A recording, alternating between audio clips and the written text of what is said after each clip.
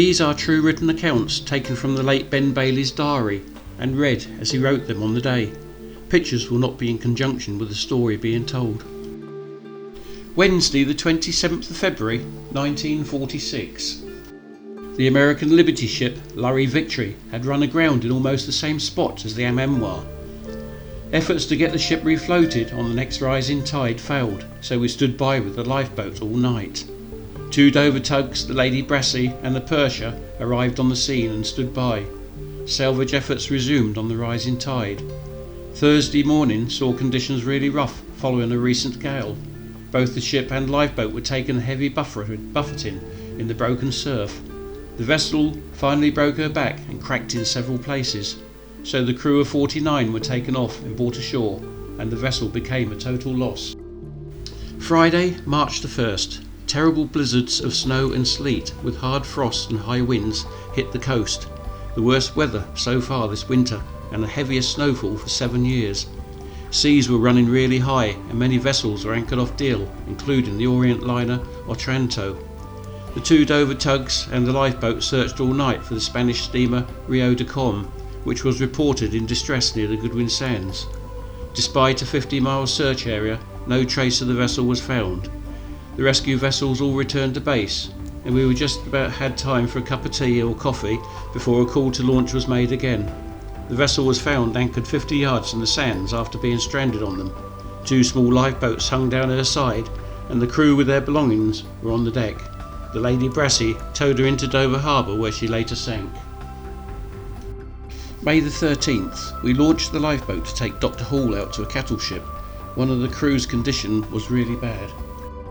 May the 30th, at 4 a.m, the tanker Nuclana loomed out of the fog and hit the tug Nancy Moron, cutting her clean in half. The tug was towing a mud hopper and had been anchored near the South Goodwin lightship. She sank in 2 minutes and had no time to launch her boats.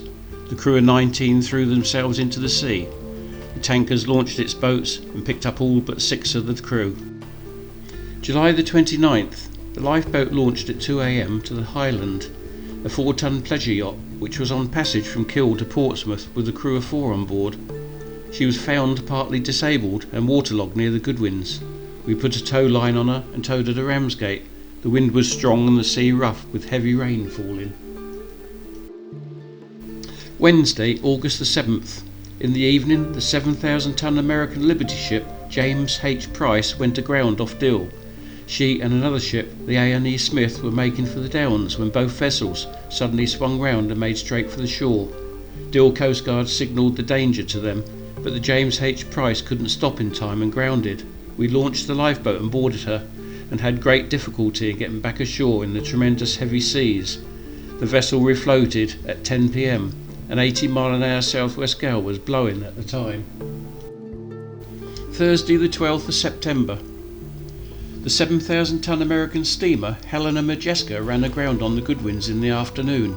Repeated efforts to refloat her failed, and she was stuck fast a week later.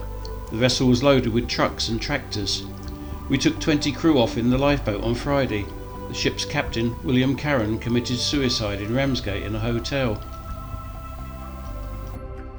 Friday the 20th of September, a 100-mile-an-hour hurricane was blowing, the worst for 40 years.